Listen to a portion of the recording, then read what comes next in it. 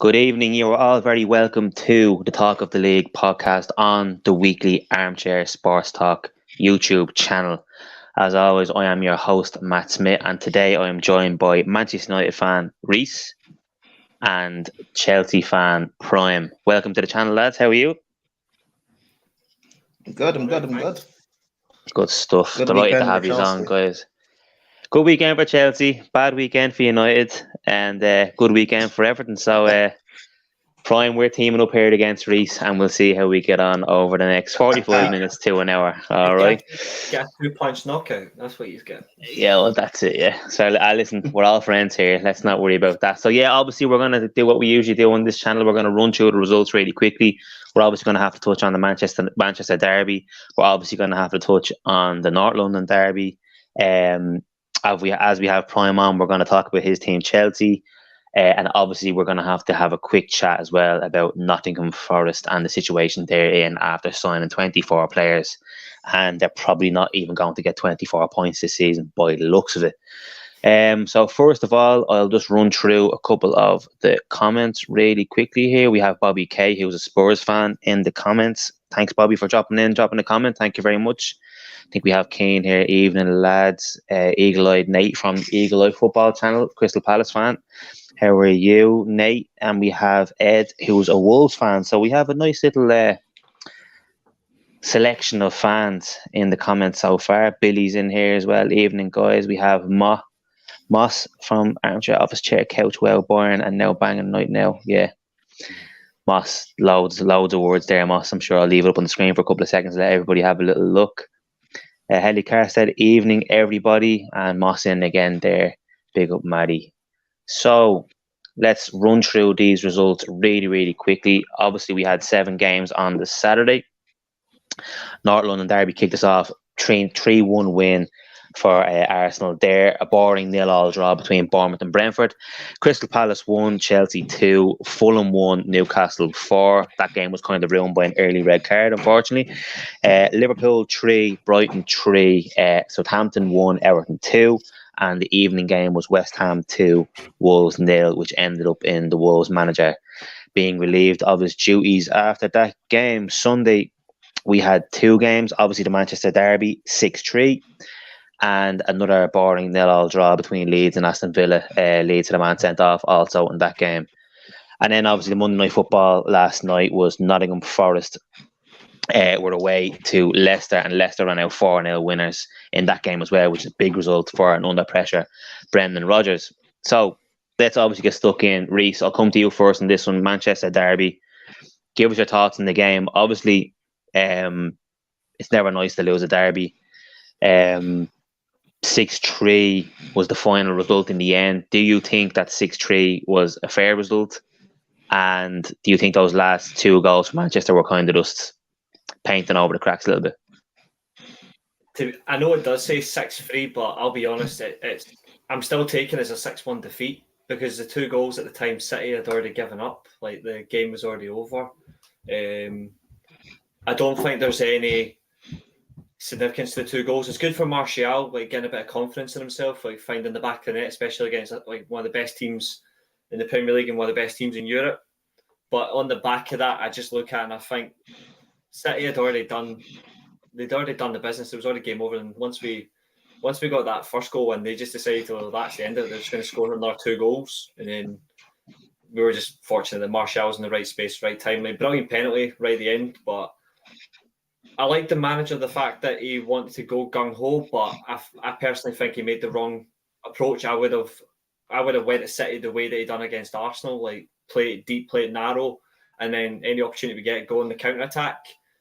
But it's just a reflection that we were badly beaten by the best team in the country. We stand much a chance, really, but it's just a reflection of where we are compared to them. And what's even more disappointing is the first hat-tricks in the derby since 94, and it was worse as well that it was some lad from Stockport that got a bloody hat-trick, but I don't think the result was the right in the end. We got battered royally.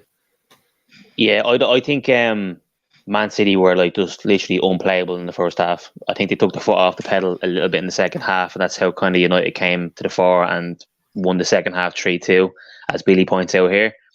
Um, Aaron Collins here, United in the mud, even though he's a Manchester United fan. Remember, Reese, on the preview, I said midfield we started would be a problem. Yeah, it's one of those things, isn't it, with Manchester United at the moment. Prime, I'll come to you. Have your two cents on this as well. What do you think is the issues at Manchester United at the moment? Obviously, we can sit here all night and heap praise in Manchester City, how good they are, how good they're going to be this season. But do you think Manchester United laid down in the first half, or were they simply just blown out of the water by Manchester City? I think it was the biggest problem was a lack of fight and effort from Man United. And when you guys did start to show something, you were already 6-1 down or 4-0 down. Like, it didn't mean the 2 goals from Martial, even maybe the goal from Antony, didn't really mean anything.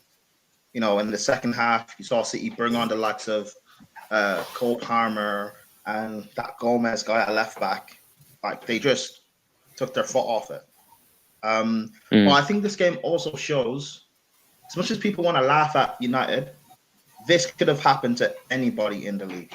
Let's just be honest. This is what City are. They're just big machine that this battering could have came next week against, or in 2 weeks' time against Liverpool. This could have came against Arsenal. This could have came against City, or this could have came against Chelsea. It could have came against Spurs. It could have came against anyone. United or City are just capable of doing this. They've just got a systematic play in their patterns. They've got Haaland, who is just an absolute goal-scoring machine. Like, it's just, it kind of is what it is. Like, if United had fought back or showed some sort of effort, the score probably would have been 3-1, which is what I predicted going into it. I thought United would play well, show something, but still end up losing. But the fact that they just rolled over made it look even worse. Yeah, I think it was literally the first 20 minutes, half an hour was literally just Man City were unstoppable, and United looked like they were at 6s and 7s at the back. But I just think it was that City were just so good, like the passing between the lines, getting down the either side of the wing as well. Crossing into the box. Haaland just looks a handful every time he gets near the ball, and they just looked up for it. You have to remember, I think somebody said today that was the first Manchester derby for that whole back line that United started the other day. So that's big for Manchester United as well. But I just think Man City are on a different level to Manchester United. I don't agree with you that it could have happened to everybody, Prime, because Everton actually have the best defensive record in the league, and I don't think Everton would chip 6 goals against Man City. That's just my opinion. But okay, so what we'll do is right. Sorry about that, lads. No. I mean in terms of, like, United had an off day. If anyone else has an off day in the Premier League against Man City, they're going to ship 6 goals. Like, that's kind of my point. It's like, if you're going to have a bad game in the Prem, you want it to be against Palace or Bournemouth or, a team where, at worst case scenario, you'd probably end up losing 2-0. Not a team like Man City who will punish you for every attack they're going to get. They're going to punish you. And it's just a shame that it happened again. Well, I guess it's a shame. It's not my club, so I don't care. But, from a United perspective, it's probably a shame it happened against City. Yeah, it's one of those, isn't it? I think it's just, it's a shame for United that it happened against City, their rivals and stuff like that. But it does kind of show you where both clubs are at. At the end of the day, 7 games in, United have lost 3 games in the league for Manchester United. Like, it's an okay start for a team. Like, bear in mind, United have played the likes of Liverpool, Arsenal, and Man City in the first 7 games, so they are getting kind of tough games out of the way early on. They should have a fairly okay run coming up as well for Manchester United. But we've seen it in the past that Manchester United struggle against the lower sides. I mean, they've already lost the season to Brentford and Brighton, even though Brighton are having a fantastic season so far. Reece, I'll come back to you on this one. Just a final word on Manchester United as well. Mm-hmm. Are you worried about Manchester United after that result? Obviously, you have a big game coming up on the weekend, a Sunday night, 7 o'clock kickoff against the mighty Toffees at Goodison Park. It's probably not the best place to go, and I'm saying this as unbiased as possible. It's like the last place you want to be going after a really bad defeat is Goodison Park under the lights, 7 o'clock kickoff on a Sunday night, with the field goal factor behind Everton at the moment. Are you worried about, especially, I suppose, I was talking to a few lads the other day about this as well. Teams who are kind of struggling for form at the moment are probably delighted there's a Winter World Cup coming up, because we would have been going into this busy October, November, December period with League Cup games, midweek games, Champions League games, Europa League games, and teams who were struggling for form, the likes of Manchester United, even though they weren't struggling for form before this game, but the likes of like Nottingham Forest, the likes of Southampton, there's only 4 or 5 more games before the winter transfer window. Whereas if the World Cup wasn't around this time, they'd have 15 or 16 games before the next transfer window came about. Yeah. So maybe it will be a welcome break. Are you worried about Manchester United over the next 4 to 5 weeks before the World Cup, or do you think they're weathering the storm this weekend? I won't lie, I do think there is a bit of worry involved, because like you said, like obviously Goodison Park, like away game, we've not had the best against Everton recently in games, especially like Goodison Park last year, where we were heavy favourites to win the game and we were completely flat and deservedly got beat. I'm just looking at it and I'm thinking we've got a fair strong run coming up, and I think there's a margin of points that we can get, but I'm not going to get too carried away, because we've had that before. We go into a game mighty confident and then we can get turned over, or we can lose by making our own mistakes. I do wonder where we go from here, but I think one of the things the manager has to do, though, is he has to look at his team and go, okay, we did lose this game. Where can we change things up? The midfield, definitely. Yes, change a few things up. I think some players do need to come in. Some players do need to be dropped to the bench because they're not in the best of form. But if anything, I'm not overly worried about the manager. I'm just more overly worried about the mentality of the players, because we've seen it before when their heads go, like after a bad defeat, it can take them a while to recuperate. And we didn't just lose against Crystal Palace as well. Brighton. Like Brighton just controlled us. We didn't really do anything. It was an own goal that it was avoided us from, for them getting a 2, instead of a 2-0 win for them, it was a 2-1 because it was an own goal. Brentford battered us. Like, that was just awful to watch. But the way we played against Liverpool and Arsenal was telling you these players, they can still show the quality in them. It's just where we go from here. So I'm not overly worried about the manager, because as I agree with Keane, like, he'll learn. It's the players' mentality, because they'll drop. I think the long break didn't help as well. And some of these players are victims as well of like so many games they played. Like Eriksen's played so many games, like he should have been rested. But is it harsh to drop a player in form? Yes, but in this case I might have done. But that's not through his fault. It's just purely I would have played Casemiro for his experience in big games.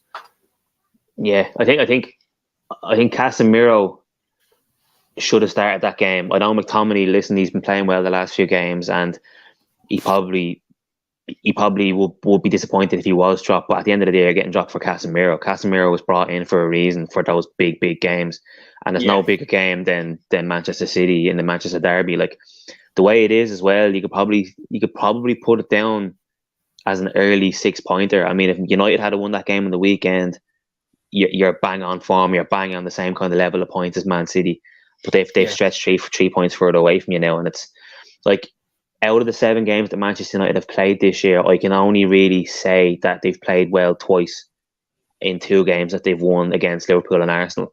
The other 2 games that they beat, Leicester and Southampton, they weren't necessarily very good. They just came up against 2 really poor teams, and they just kind of the quality shone them through. So out of 7 games, you've only really played 2 good games. So yes, Ten Hag is still learning, and I don't think the Ronaldo situation is helping at all. To be honest with you. I don't think having Casemiro sitting beside him on the bench is probably helping either.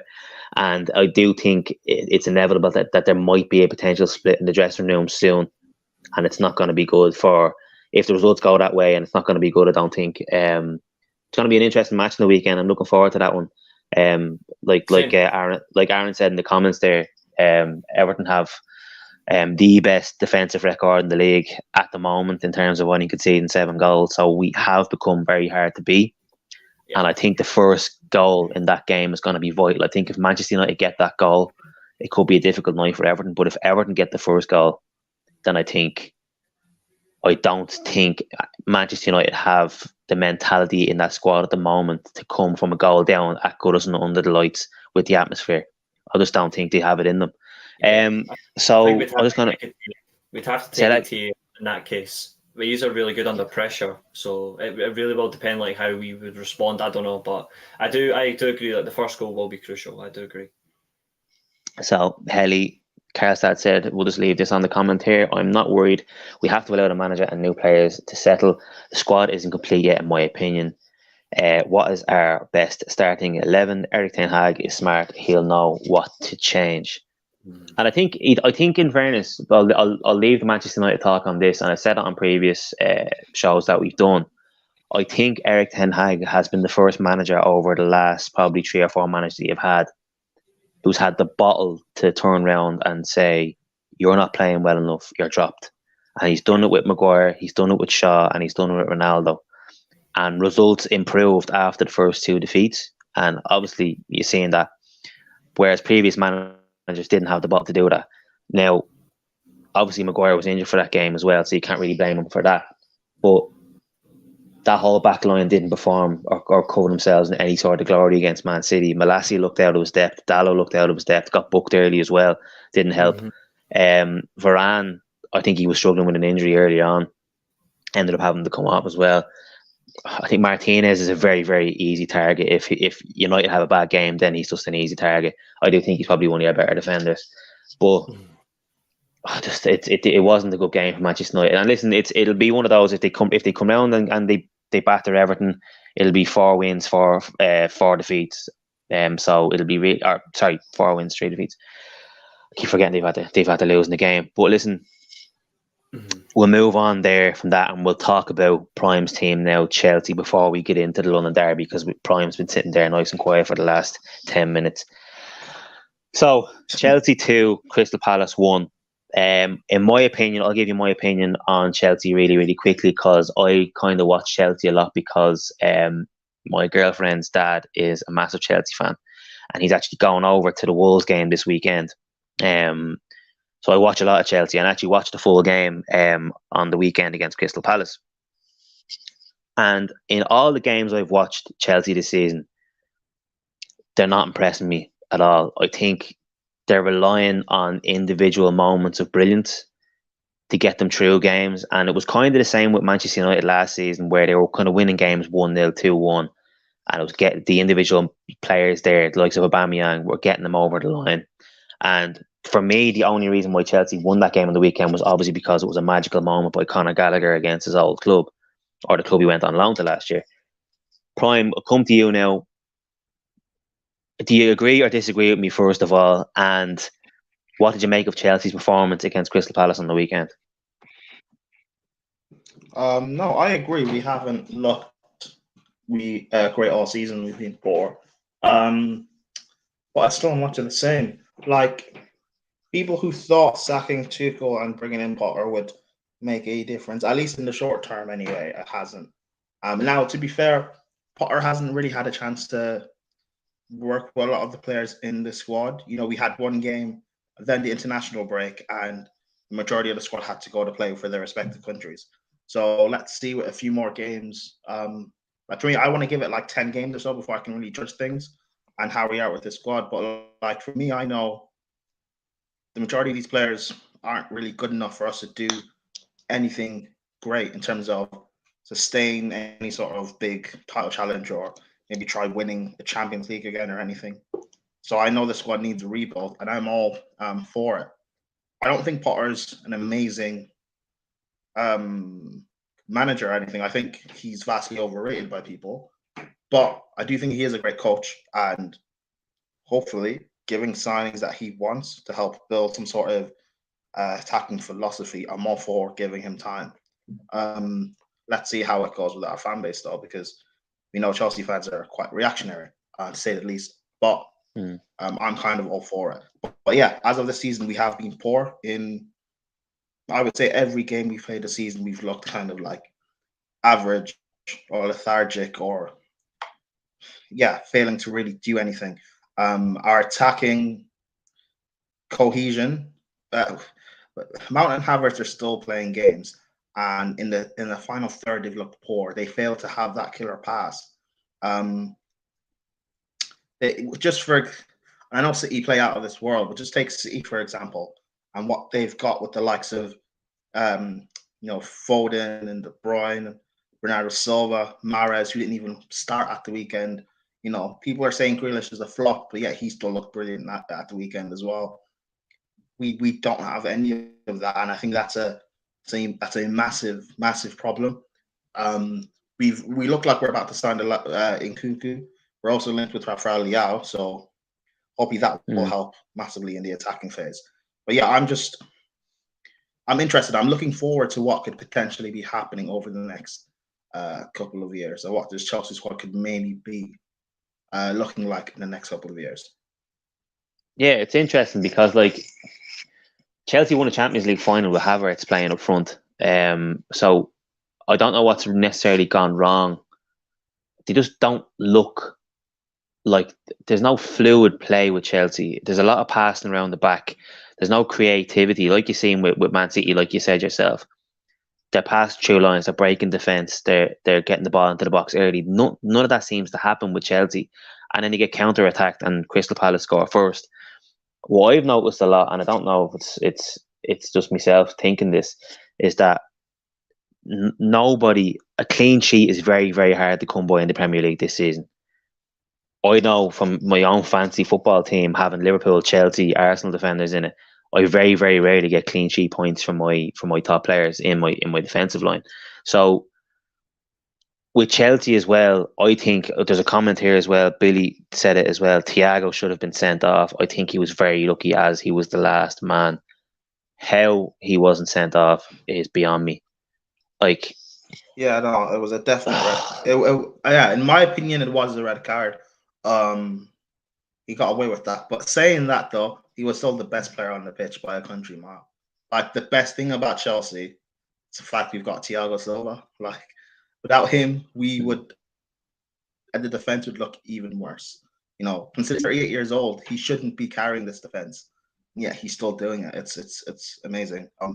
Mount's an 8, not a 10. Mount, to me, he's a forward. He's been playing as a forward he's been at Chelsea, 3-4 seasons now? He's played the majority of his Chelsea career in the forward line, whether it's been as an advanced 10 or on the left or on the right. Even at Vitesse, he played as an advanced 10. And at Derby, he played as an advanced 10.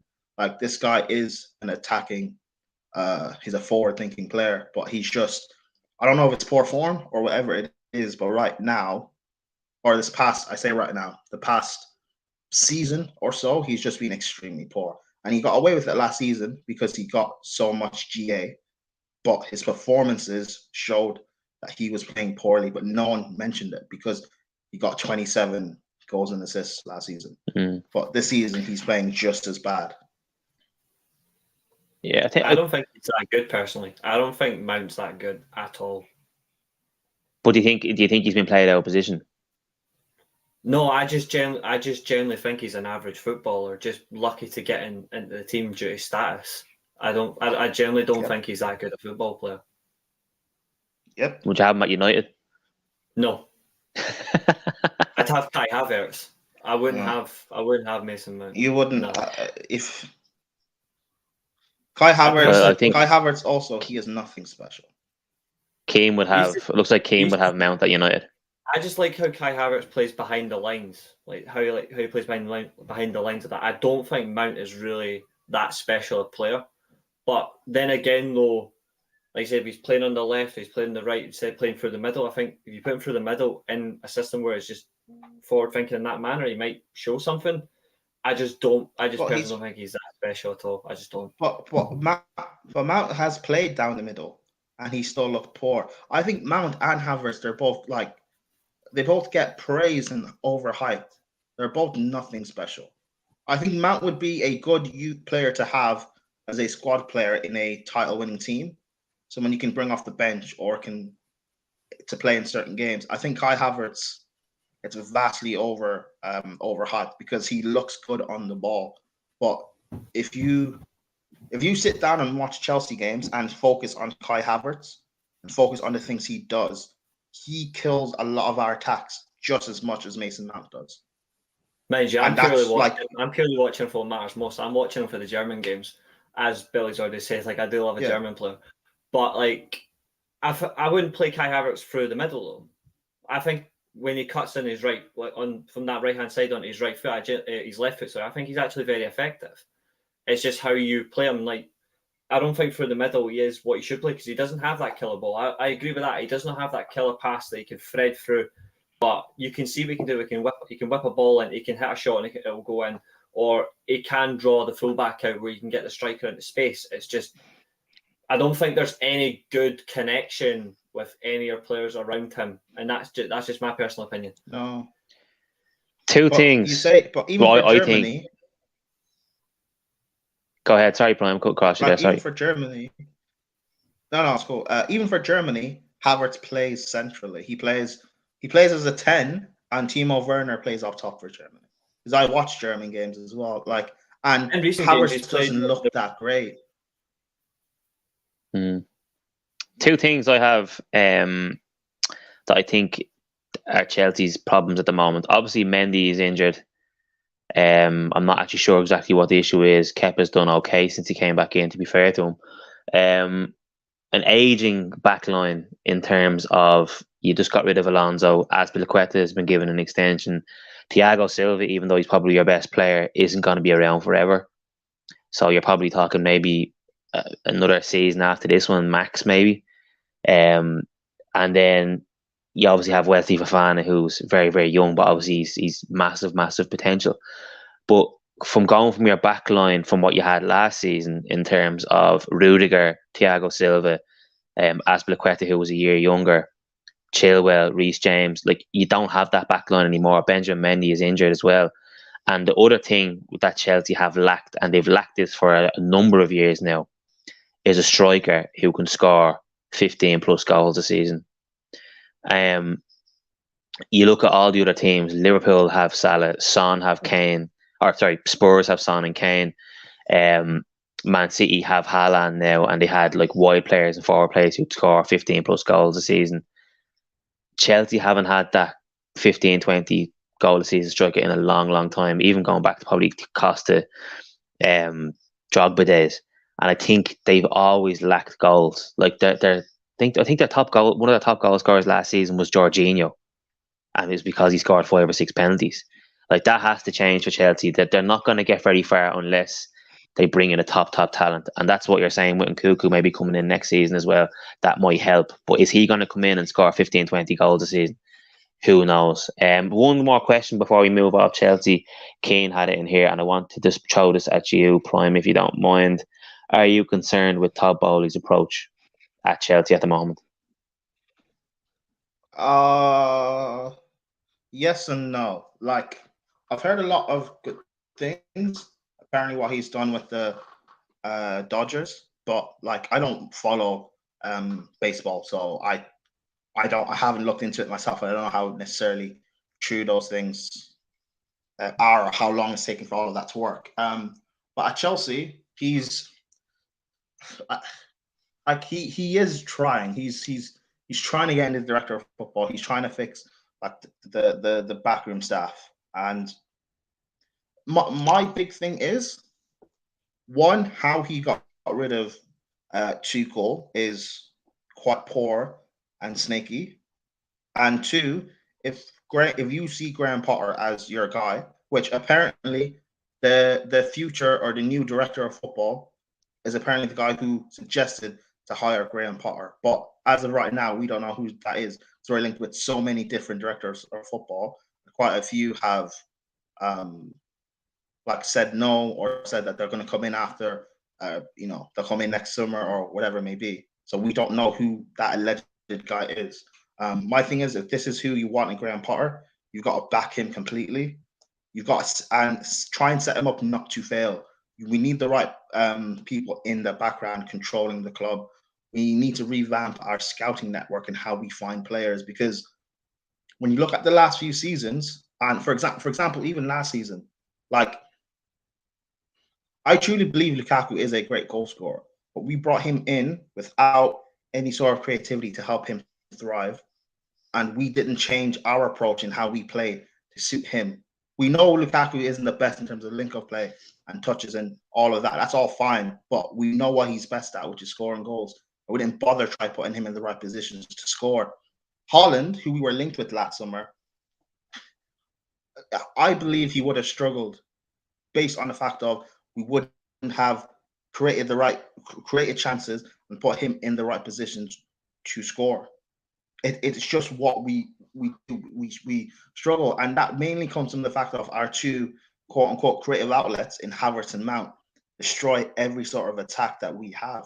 Again, I'll go back to Man City because they are the blueprint. They are the big level. They've got De Bruyne, Foden, Mahrez, Bernardo Silva, Jack Grealish, even Cancelo, if you want to include him in, who can all create. They can pick a pass. They will find whatever sort of run Haaland will make.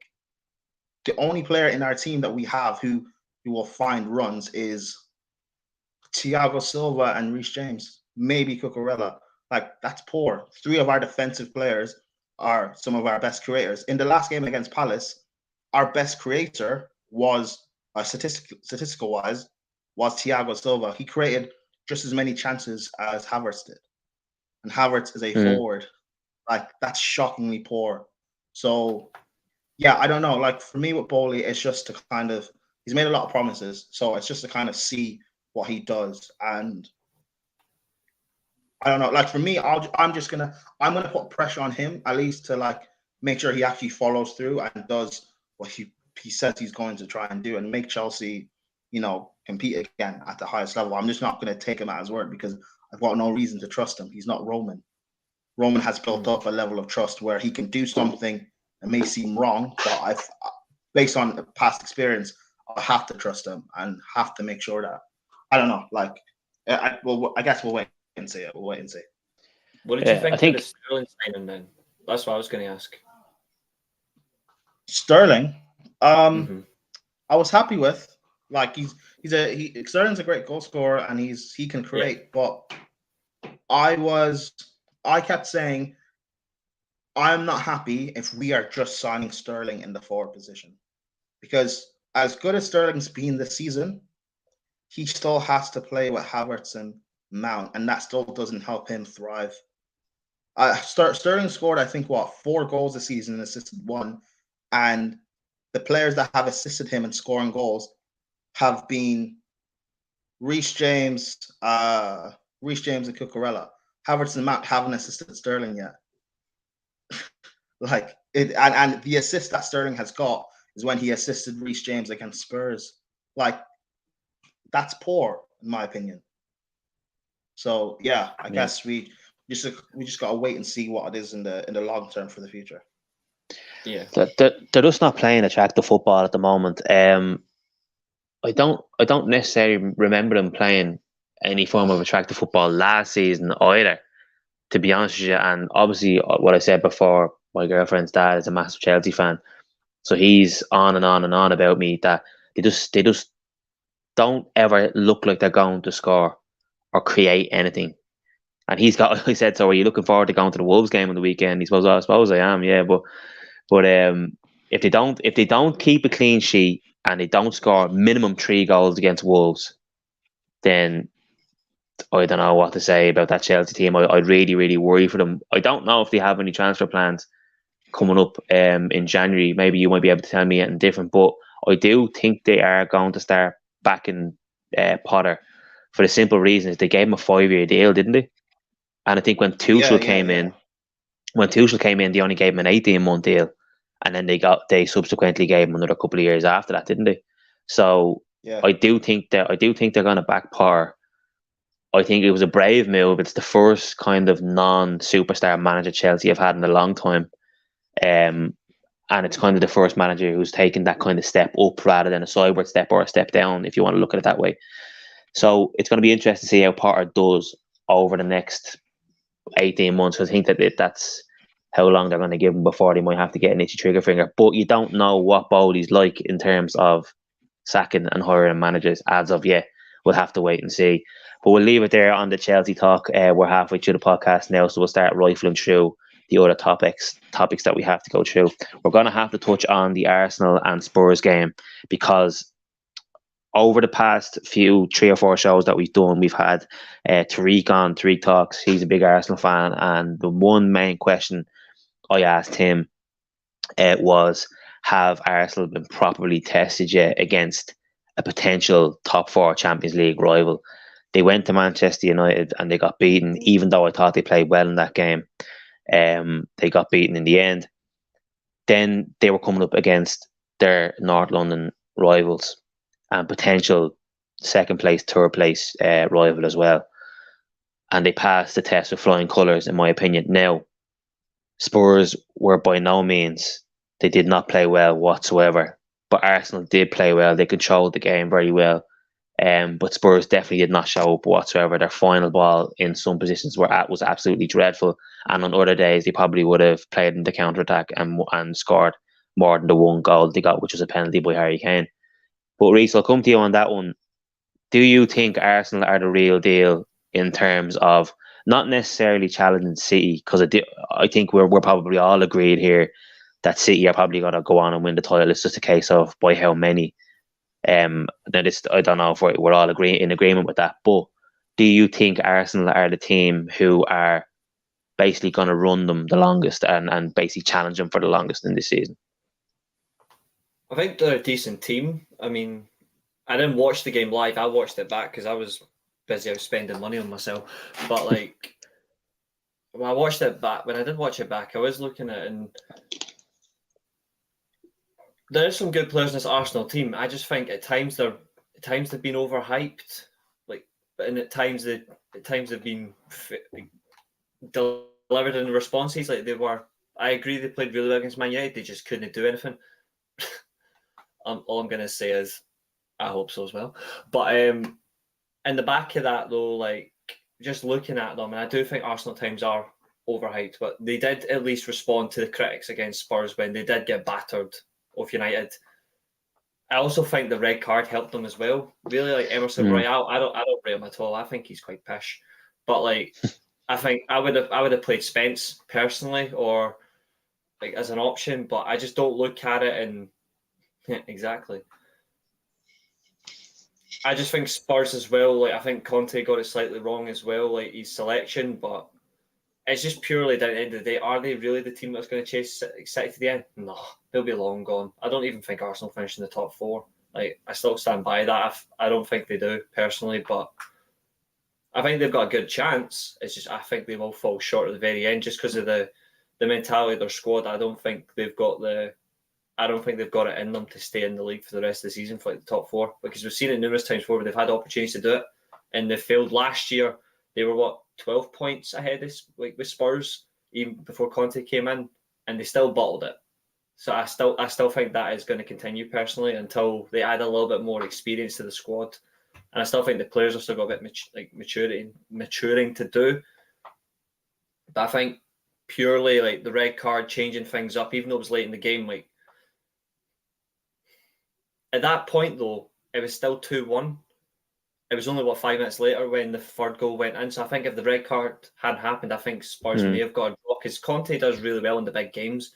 He sets out not to lose. I think the red card realistically did change it. So yeah, they got the win, fair enough. But are they the team that are going to do the challenge? No, I actually still think it's going to be Spurs. Personally, I think Spurs are going to finish behind City. I'll just add on that. I was talking to a few of the guys yesterday in the WhatsApp group and a few of the Arsenal fans. Aye. Like to get 7 wins out of 8 in the Premier League is no easy task if you're not Man City. And I think what Arsenal have changed from last season, you touched on it, that last season they bottled it. They had times where they didn't have the squad depth. Okay, now yeah. I've talked about squad depth. They've added squad depth this season in terms of they brought in Vieira in midfield, Zinchenko as a utility player. Gabriel Jesus is their goal scorer. He can also play different positions other than the number 9 as well. They've brought in that little bit of squad depth to help them where they lacked last season. This year so far, they're winning games that they would have drawn last year, 100%. I'm just looking at their recent results. I mean, they went away to Brentford and won 3-0 quite convincingly. Yeah. There's 2 games in the middle of that run of 7 games that they've won. Aston Villa at home and Fulham at home. Yeah. They struggled in both of those games, but they came through and got 2-1 wins. Last year they either drew that game or lost that game. And that for me is the difference this season with Arsenal. That's why I have Arsenal finishing second this season. And I don't know what it is. I don't know if it's a case where Chelsea have dropped off, Liverpool have dropped off. Yeah. I'm still not 100% sure on Spurs.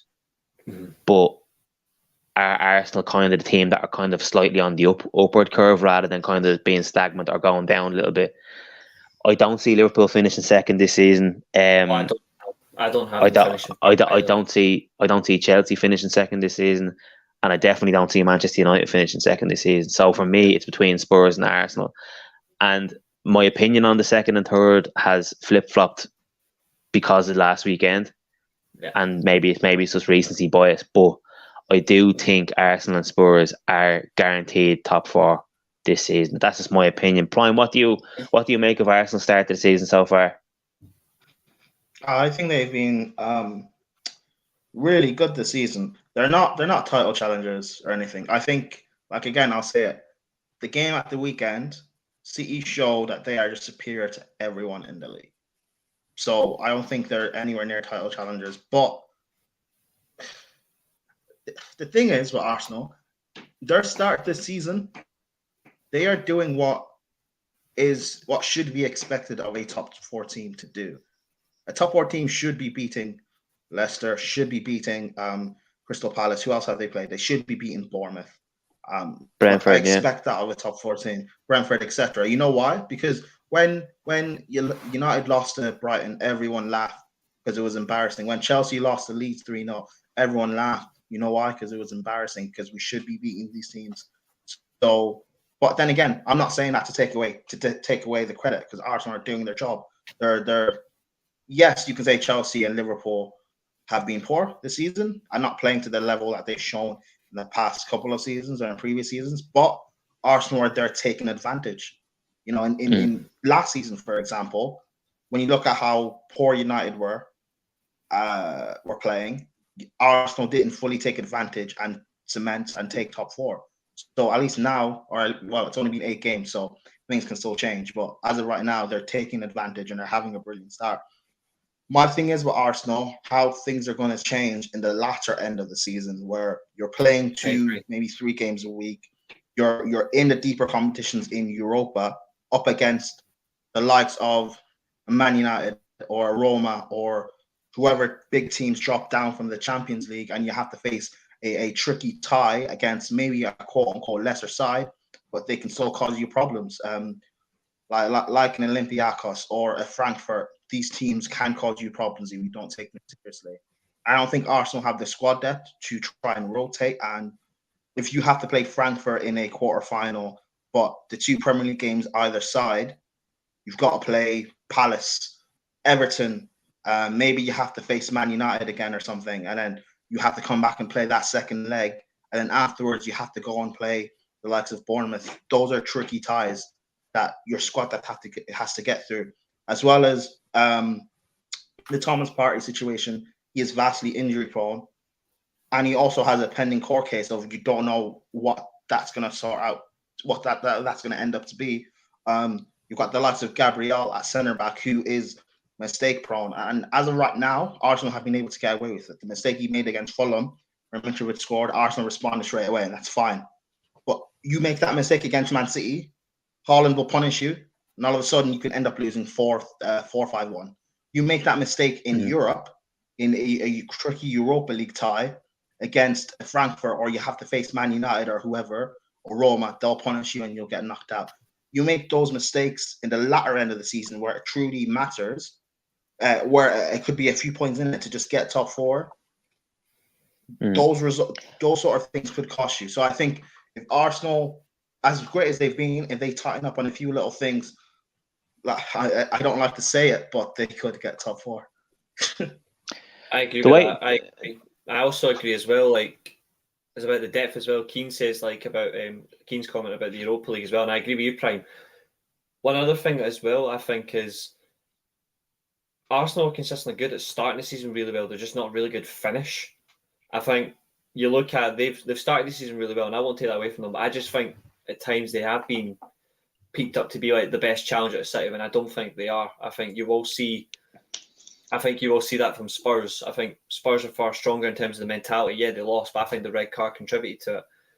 But when you look at the second half of the season, at least Tottenham have got, as well as Conte, who's an elite manager who will get the best out of players who are out of form, and he'll get them into form, he'll whip them into shape. If they need to, they'll back them, they'll improve the squad. I don't think Arsenal are going to necessarily go and spend the money in January, maybe. I think if Tottenham really wanted to get ahead of them, but in that sense, I think they would. They've also got the strength of Richarlison behind Harry Kane. They can play Richarlison as a winger. They've got Kulusevski. They've got Heung-min Son, who, to be fit, he hasn't been in the best of form lately, but we do know his quality. He is a brilliant player, especially when he's dribbling at you and he has an outside the box finish. And then the midfield is stacked. I think the only thing for them is they're just lacking a top right wing back. And maybe they should look at Hugo Lloris long term because he is starting to come down. I thought at the weekend, when I watched the game back, I thought he was really poor in goal. But I think one thing is Conte will at least recognise these and make aware of it, and they'll make those changes. And that's why they'll finish ahead of Arsenal, is because Conte recognises situations quicker, I think, than Arteta does. But they have got at least a decent squad. I just think over the line, I think you're more likely to see it from Tottenham than Europe and Arsenal. It'll depend.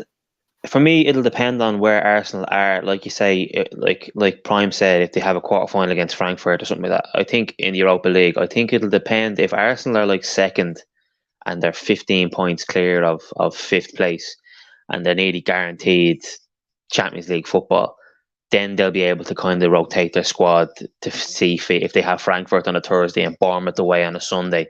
They'll be able to kind of rotate. Whereas if they're fourth or fifth in the Premier League and are kind of saying to themselves, well, I think we need to try and win this Europa League here to guarantee Champions League football next year, that's when you'll see the real Arsenal and if they're able for it.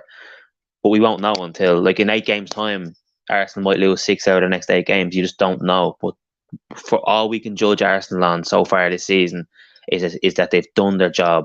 They've only lost 1 game away to Manchester United at Old Trafford. So 95% of the time they've been absolutely fantastic, and Jesus has been a great signing for them. Saliba coming into the centre backs position there is a new signing for them, even though he's been at the club a few years out on loan at Marseille. He's been fantastic for them as well. So in my opinion, their squad depth has improved by about 4 or 5 players, and I think that's going to help them. But yeah, it remains to be seen. But I just think, Keane made a point here as well, Tottenham could also drop into the Europa League if they don't get themselves sorted in the group stage of the Champions League. So that could hinder Tottenham as well. The Europa League, I think European football in general could be a hindrance to these sort of teams. But in terms of squad depth, Tottenham have a really, really good squad depth. And listen, Prime, what do you make of Chelsea this season? Do you think they're going to finish top 4?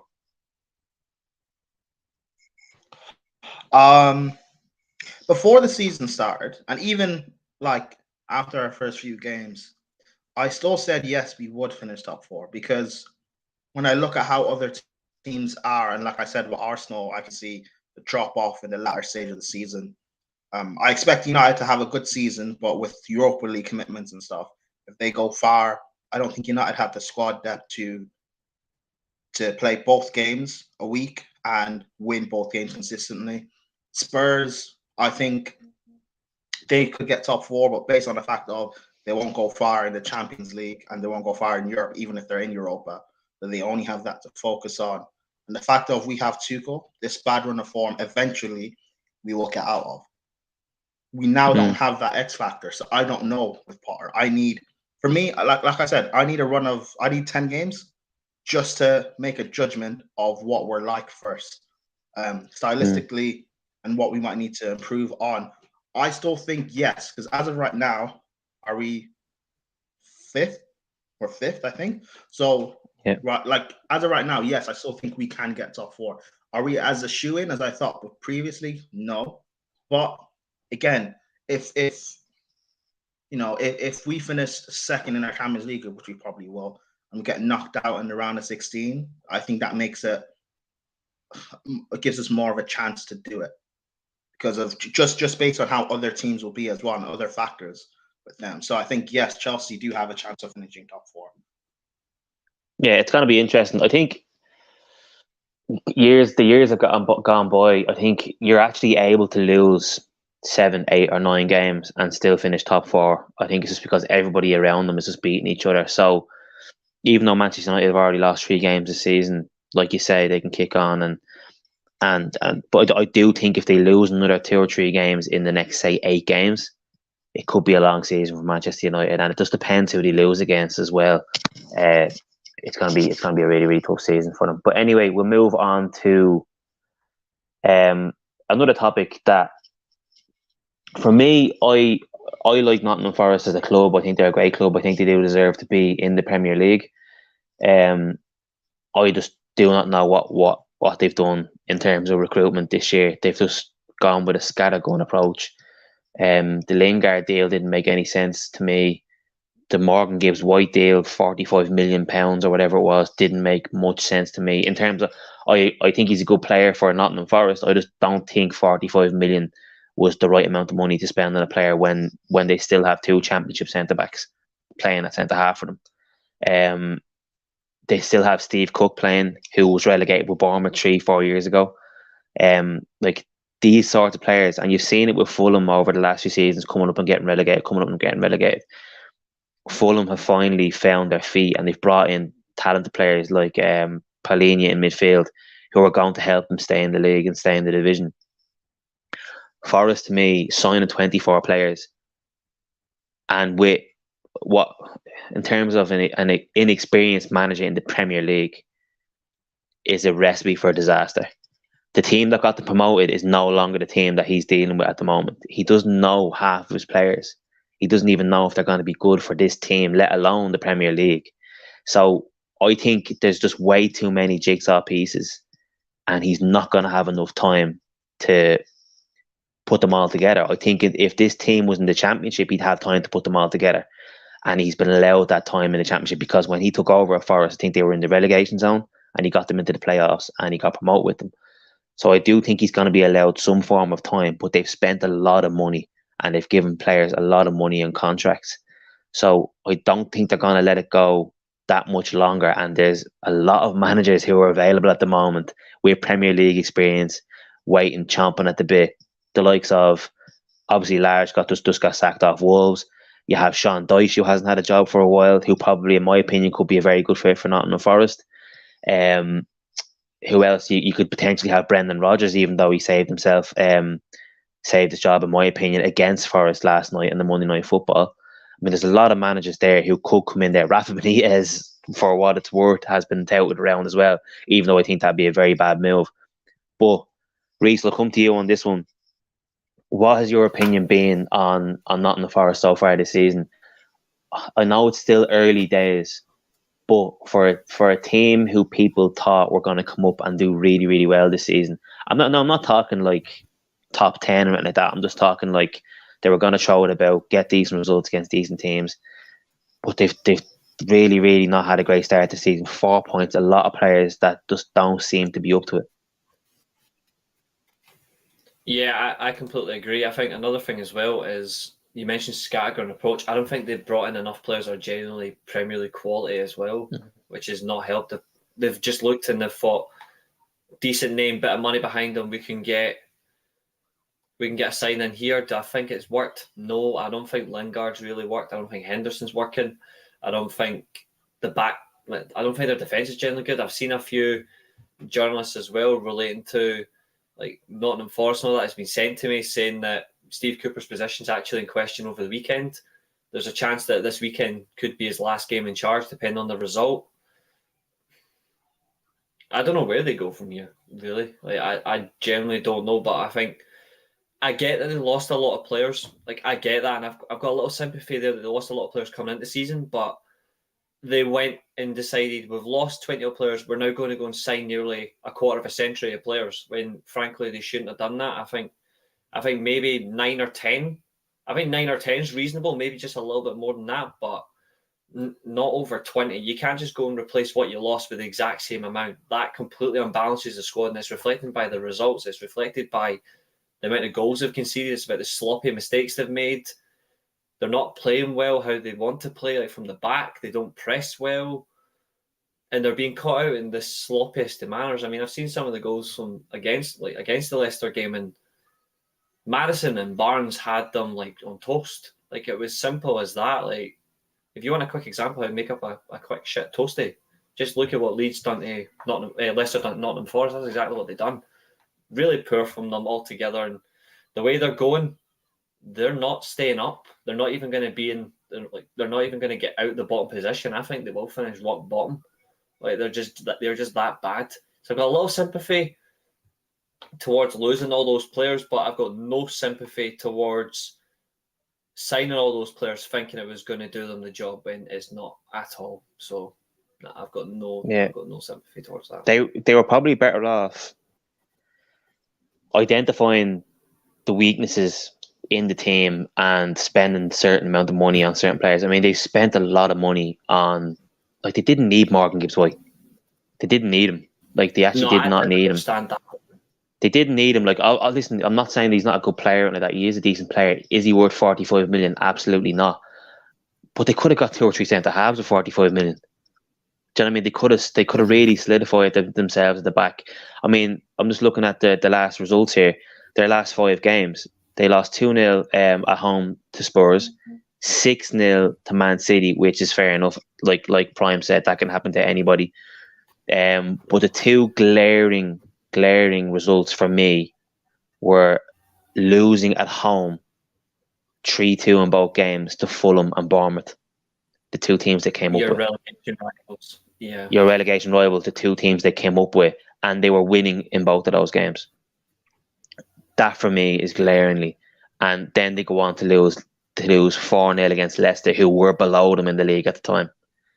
So they've lost 3 games in the bounce against teams who were in and around them at the bottom of the league. Like, they've conceded 21 goals in 8 games. That's a lot of goals to ship. Like, 6 of them obviously were against Man City, but they've conceded a lot of goals. They don't look solid at all.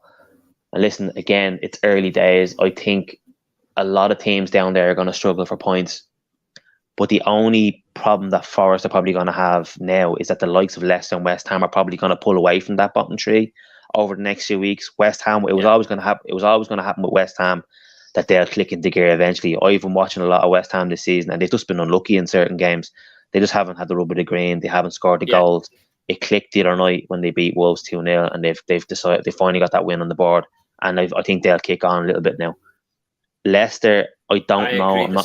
I agree. That's helped them. I agree. Yeah, I think with Leicester, I think Leicester might kick on a little bit as well. I'm not so sure. I just don't know with Leicester, but I just think Forest.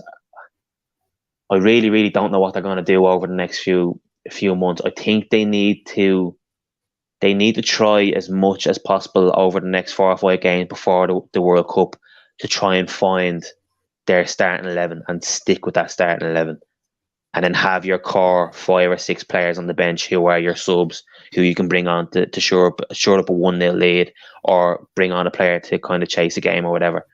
They need to figure that out fast, because the way they're doing it now at the moment just is not working, and they look absolutely woeful. Prime, what's your opinion on Nottingham Forest this season so far?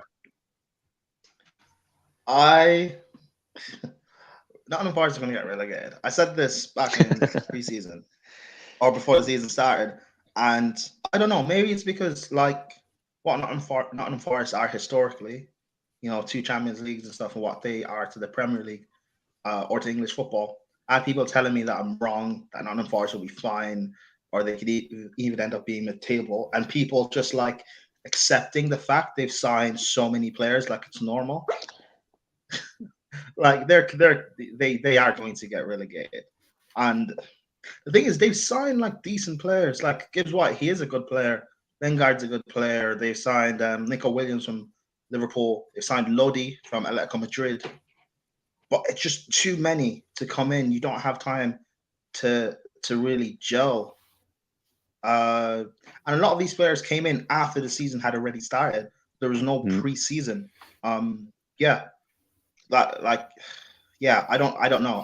And sacking a manager, is that even the right thing to do right now? Because you're going to have to bring in a manager into a squad of players that have just come in, like as well as like a new manager trying to find his best 11 in a group of players that don't even know how to play with each other anyways. It's going to be a recipe for disaster. So maybe just you got to stick with them and just see what happens. Like if and the worst thing is, when they get relegated, the majority of these players will end up leaving. So you're going to have to rebuild your squad again. That's the worst thing about all of this. See, but the problem with Nottingham Forest had the problem. Sorry, Reece, to just get this point in real quick. The problem that Nottingham Forest had last season was that they went from nearly being relegated out of the Championship to going on a bit of a run and getting into the playoffs and winning the playoffs. They had players there that were on that bit of a high, and then, like Reece said, a lot of those players that got them on that run were loan players or players who've eventually gone on to leave the club, i.e. Jed Spence has gone to Spurs, who can't even get into the Spurs matchday squad. So did they just have that kind of purple patch that seen them through and got them into the playoffs and ended up getting into the Premier League? The likes of Fulham have been yo-yoing up and down from the Championship to the Premier League. They have players who are Premier League level and top Championship level. Forest don't seem to have that. They have players who they've brought in who've probably played one season in the Premier League, but have been relegated, in the likes of Emmanuel Dennis. You have players like Prime said, coming in from Atletico Madrid, who've never played in England before. Are they going to be up for a relegation battle, getting beaten 2 or 3-0 every week? For me, if they do sack Steve Coppell, isn't it? His name is. If they do sack him, I think they need to bring in somebody like Sean Dyche, who has that kind of relegation battle experience and can deal with kind of a small squad of players. Even though this is a mental squad of players, he will identify 16, 17 players who he can trust over a 30-game period and try and get 27 to 35 points in those 30 games. I just don't think the current manager has that in him. He doesn't have any Premier League experience. I think Forest, like Prime said, historically are a big club, but Blackburn are a big club as well. They've won a Premier League before. It doesn't necessarily mean they're going to get promoted and stay in the league, if that makes sense. Do you know what I mean? So I don't know with Forest. I think they're really, really going to struggle this season. And I don't know. Who do you think, Reece? I'll give you the final word on this. Who do you think they can bring in that can kind of help them, or do you agree with what Prime said? And should they stick with their manager?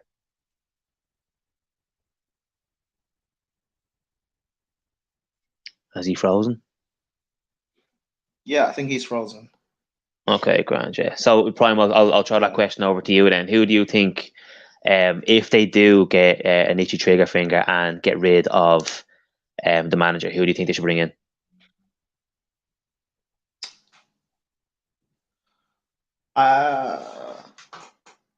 You've got Rafa Benitez. Would he be willing to come? I like Sean Dyche as a manager, but he's too with the style of football he plays, it doesn't suit these group of Nottingham Forest players. I'll be honest. I think Scott Parker, genuine. I think Scott Parker is a very good manager, and he gets too disrespected. Maybe it's because as a player he wasn't on the level of Gerrard and Lampard. But I think he's a very good manager, and he shouldn't have been sacked at Bournemouth, but because they didn't really back him in the summer and he spoke out against them, that's part of why he got sacked. I think if Forest sacked their manager, they should bring in Scott Parker. I think he'll go in and do wonders. Would he be able to keep them up? I mean, maybe, depending on when he's brought in, at what stage, because right now it's still quite early in the season. So I don't understand wanting to give the guy time. But if you bring in Scott Parker, even if he gets them relegated, give him time to rebuild Nottingham Forest and build a squad that's capable of staying in the division and back him properly. I would give it to Parker. Yeah, I agree with that as well. But at the same time, on the other side of that coin, if you're going to bring in a manager that you want to allow them to build and give time, are they not better off to sticking with Steve Cooper then? Because they've brought in all these players for him and in the Premier League. So would it not be a case of, listen, listen, if we're going to get relegated, let's keep this manager in here. Let him try and hang on to the majority of these players. I mean, let's be honest, Lingard isn't going to get onto the Championship with Forest, is he? And he only signed a 1-year deal. The likes of Emmanuel Dennis and all that, they think they're too big for their boots as well. They're not going to stick around. You might even think Morgan Gibbs White, unless he's on a really, really good contract there, he might even look for a move as well. So do you stick with Cooper, let him stick around? My question is, who brought in all of these players? Was it Cooper himself, or was it to do with the Forest board? Like, whose idea was to bring in all of these players? That's my question. I'd say it was 50-50. I'd say it's probably a case of the owners and the board got a bit overexcited and just decided to start spending a load of money, and they got that because obviously it's better to come up through the playoffs, isn't it? Because you get a lot more money, TV money. It's the richest game in football. So if you come up through the playoffs, you end up getting more money than teams who are automatically promoted, I think. So they went out of their way, spent a lot of money. I just don't know with Forest. I think it's going to be a wild ride for them. Reese, I asked you a question there, but I think you froze. I'll throw the question back over to you before we go through the upcoming fixtures before we round this podcast off. Do you think, given the current situation with Forest, the current crop of players, Prime said if they do get relegated, he thinks that they should give it to Scott Parker and give him time next year to kind of go with the same group of players? If they do sack the manager in the next couple of weeks, do you think who do you think they should bring in? I'm not sure. I mean, I think, all honesty, I think human being wise, I think Scott Parker's a good guy as a manager. I don't think he's generally that type of quality you want in a relegation battle. I think maybe if you bring somebody in just to see out the season, then Parker maybe in the summer, then I would understand that. But in a relegation battle, I wouldn't trust him. I don't think he's got that type of instinct in him. We've seen it before, like with Fulham and etc. Right? He just couldn't do it, and he got sacked quite quickly. I think Sean Dyche isn't a bad option, personally. I think it'd be a good way to stick it to Wolves. I think Bruno Lage would actually be a good shout, personally. I think we've seen what he can do with good quality players. I think it'd be a good way to stick it to Wolves in his way. Go from one job straight to the next. But his question is, would he do it? I don't know. I don't know. I don't know who you give it to. But I think, personally, getting rid of Steve Cooper would be harsh. I think if you really want to see it, I think they should see it out and then see in the World Cup period. Like, at least during the break, make a decision then. But I think it's hasty to sack him right now. I think wait and see. But I don't think they should, personally. I think they should stick out with him because they've spent so much money on him. It's the first season back in the Premier League since '99. I think it'd be very hasty to sack the manager, personally. I think they should stick. Yeah, it's early days. Listen, they haven't had a good start. Right, let's be honest. They haven't had a good start. Like you say, it's they have to give him time. The transfer window only closed about 4 weeks ago.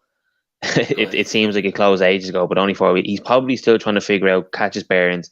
He's in a new league. He has a new squad of players. Yes, they are bottom of the table, okay? But if they get one win, they go up to 15th or 14th in the league. I mean, there's teams around them there only on 4, 5, 6 points. It's not as if they're like rock bottom 4 points off the relegation zone or 18th or 17th place. I mean, I think I'm just looking at their next 3 or 4 games just to get some perspective over what way they're going to be looking. They have a big game coming up this weekend. It's actually on Monday Night Football again. They're at home to Aston Villa. That's a big game for them. Then they're away to Wolves, and then they're away to Brighton. So the next 3 games are big for them. I think if they can get a result at home against Aston Villa, and there's no better time to be playing Wolves at the moment with the stuff they have going on. Pedro Neto looks like he's injured. They haven't got a new manager in at the moment. They're playing Ruben Neves as a centre half for some reason as well. So it's now a good time to play them. If they can pick up 4 points in those 2 games, we could be having a different conversation. And then they have a couple of tricky fixtures. I mean, Brighton, Liverpool, Arsenal before the World Cup. So they kind of do need to get some points on the board in those next 3 games. But listen, what we're going to do is now, guys, as we always do, get stuck into the upcoming fixtures this weekend. Round 10, obviously we had some teams who have missed out games due to the Queen's passing there a few weeks ago as well. So we have some teams who have only played 7 games, some teams who have played 8 games. But this is round 10 coming up. So on Saturday, we have Bournemouth and Leicester, Chelsea against Wolves, Manchester City against Southampton, Newcastle against Brentford, and then the evening game is Brighton at home to Tottenham Hotspur. On Sunday, we have Crystal Palace against Leeds, which should have a load of goals in that one. West Ham against Fulham, and then we have a big game at 4:30 between Arsenal and Liverpool. Then we have another big game on Sunday evening at 7 o'clock, which is a strange time, between Everton and Manchester United. And then the Monday game is Nottingham Forest playing on Monday again against Aston Villa, like we said before. Just touch on the games there. Obviously, we spoke a little bit earlier about Chelsea against Wolves. I don't think Wolves are going to have a manager in the dugout for that game. Ruben Neves is suspended. He picked up 5 yellow cards, so he's not playing. Pedro Neto looks like he went off injured, so he's not playing. He looks like he picked up a bad injury. There's no better time to be playing Wolves at home. I can see nothing but a Chelsea clean sheet and a convincing 3 or 4-0 win here, to be honest with you. Prime, what do you make of that game? Give us your quick thoughts on that one. Wolves have been playing poor, but have they not just sacked their manager?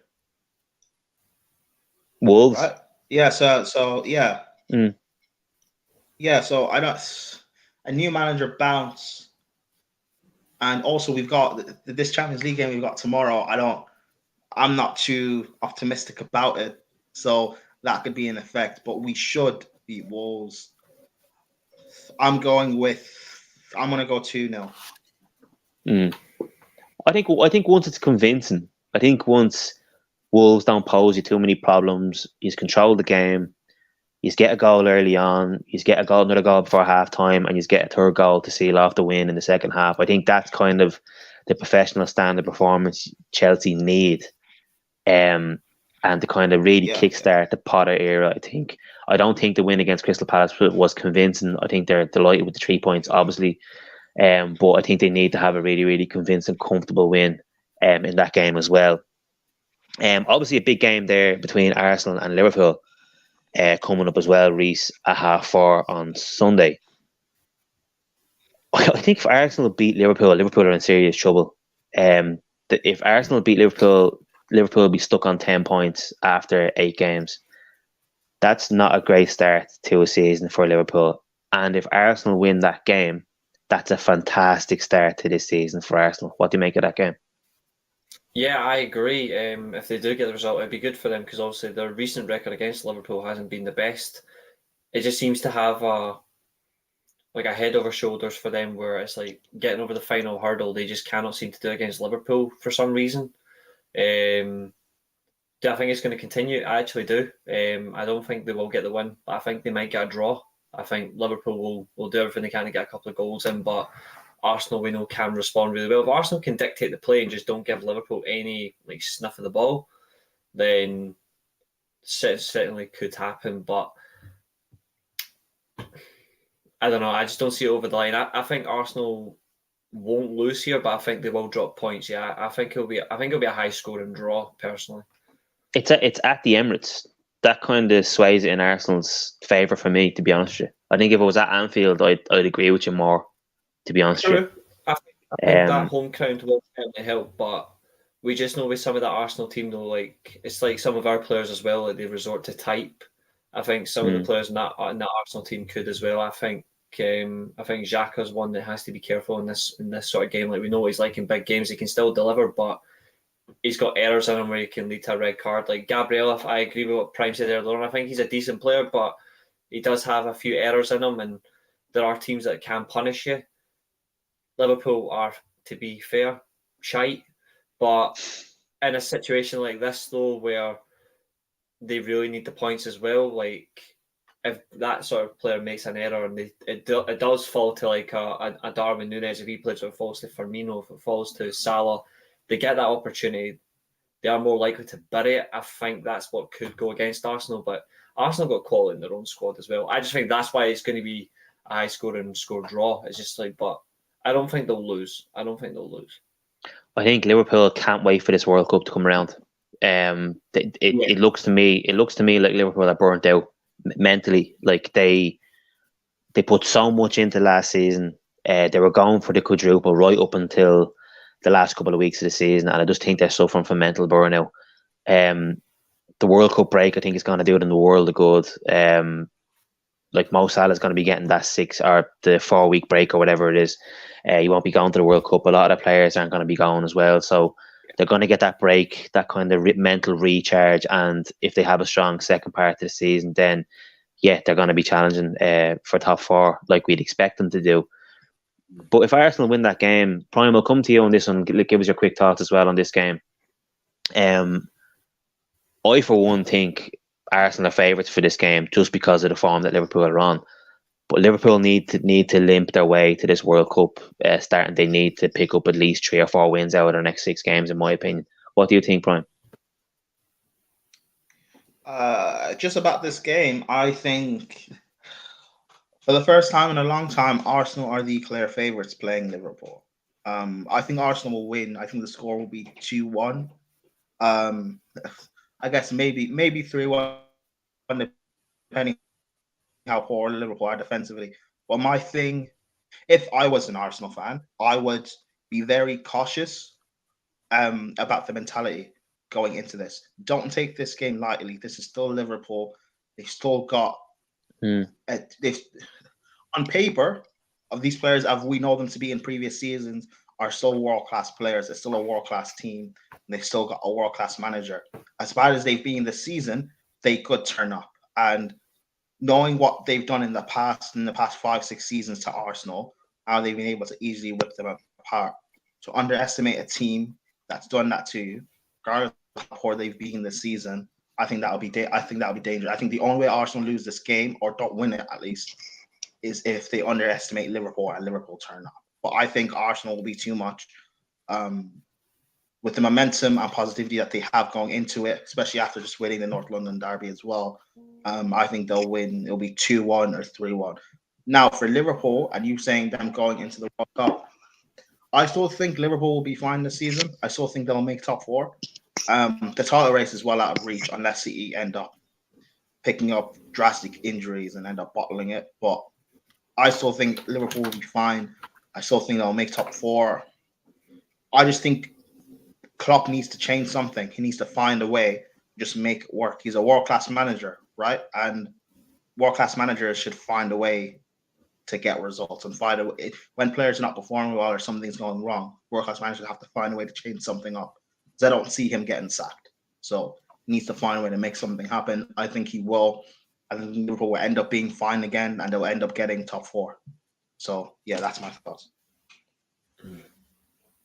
Right, stuff. Okay, and we're just going to have a quick run recap, Reece. I'll ask you really quickly what your situation is with the Everton and Manchester United game, obviously on Sunday, 7 o'clock kickoff. What's your quick thoughts on this? Because we're going to have to wrap this up there. We've gone way over time on this. Just for me, it's about like responding the right way after we got gubbed by City. We just come out, like, dictate the play. As long as we can just keep Everton pegged back, because they've got fairly decent players that are good for the counter attack. Just need to dominate the ball and just be more fluid in transition. I think Martial needs to start with that. I think Sancho needs to be dropped. I would play Rashford on the left hand side, and I'd still play Anthony on the right. Casemiro needs to come in. I would still look at that, and then it just depends if I'm hoping Varane's fit, because if he's not, then Jesus Christ, we know who's going to play centre back. But all in all, like, I think when you look at this, no disrespect to Everton, I think Everton are a decent side, but when you look at it, after getting beaten by the best team in the league, yeah, we're going to Goodison Park. We've not had an amazing record there as of late, but we still get some good wins over Everton. Everton gets some good results against us. I think you are the perfect opponent for us to respond against in a way. I think in that manner, I think it'll tell us how far we go for this season if we can go and immediately respond after this sort of performance. Because we did against Brentford, we went out and got very strong results against Arsenal and Liverpool. And obviously, we did get the scrappy 1-0 wins against Southampton and Leicester. But in a game like this, where the fans have been boosting the Everton players in terms of responses, he's are settling in that 4-3-3 system. He's are there. I think this would be a good response for Ten Hag if he goes out and he shows why he was brought in, and he's done that to a degree so far. But I think this would be a good game for him where he can go, right, lads, we got it wrong against City. We've got the approach wrong. We're going to tweak it just a wee bit, but we're still going to play how we want to play. Let's go and respond. And I think generally we will. So yeah, I'm not going to say we're going to batter you because I don't think that, but I think we will walk away with the 3 points, but by like a single goal margin. I think it'll finish like 2-1 or something. But I'm just looking and I'm thinking this is the right game for us to respond in that way. But these are still a good side. You've got some players in your squad as well. So especially your centre backs, they've gelled really well together. And Neil's a decent player as well. So yeah. Well, my quick thoughts on it, because I have to run now myself. But my quick thoughts on the Everton game. I don't think we'll get beaten. It's just a case of if we can keep United scoreless after 60 minutes and maybe nick a goal, I can see us probably winning the game. It just depends, like I said earlier on at the start of the stream, who can get that first goal. I think if United get the first goal early on and put a lot of pressure on Everton, I think it'll be difficult for Everton to kind of maintain United with the attacking threat they do have. But I think if under the lights at Goodison, with the atmosphere that there's going to be a 7 o'clock kickoff, I think it's going to be a tough night for United if Everton come there all guns blazing. I don't know what situations with Dominic Calvert-Lewin, if he's going to be fit enough to be in the squad. If he is fit enough to be in the squad, I don't think we should start him. I think we should stick with what we've been doing and maybe bring Calvert-Lewin on for the last 15 minutes or something like that. I think a fair result with the current situation between the two teams will be a draw. I think United will probably take a draw. And I think Everton will probably take a draw as well, because a draw against Manchester United home or away is a good result for Everton, I think. Yeah. But listen, we'll leave it there. We've ran way over time. Prime, please tell the listeners where we can find you on Twitter and your socials and your YouTube channels or whatever you have going for you. Yeah. Thank you guys for having me on. I greatly appreciate it. You guys can find me. Just search Latimus Prime on everywhere. I'm on Twitter. I tweet a lot. I'm on Instagram. I'm on TikTok. You can find me there. And talking football, talking about comic books and news and stuff like that. So yeah. Nice, man. Fair play to you. And Reese, obviously we know where to find you, but let us know what you have coming up, whether it's on your own stuff or on the weekly Armchair Sports Talk. Yeah, I do my own wrestling podcast on here every weekend. So yeah, you can find me here causing carnage. Right there, Devil's Rising on YouTube and Twitter. My own YouTube channel is not for general content. I do gaming content. So that's what my YouTube channel is. I do Twitch as well, but I've not been on there in a wee while. But yeah, it's here. It's Devil's Rising, and that's more or less it, really. Fair play to you. All right, guys. Obviously, we're next Monday. We're going to be back as well with a stream. Prime, thank you so much for jumping on today. Really, really appreciate it. Reese, thanks so much for jumping on as well. And guys, make sure you like the chat, like the stream, like the channel, subscribe to the channel, and yeah, check out all the stuff that the weekly Armchair Sports Talk has for coming up this weekend. Hope you all have a great week, have a great weekend, and I'll see you again next week. Thanks, guys.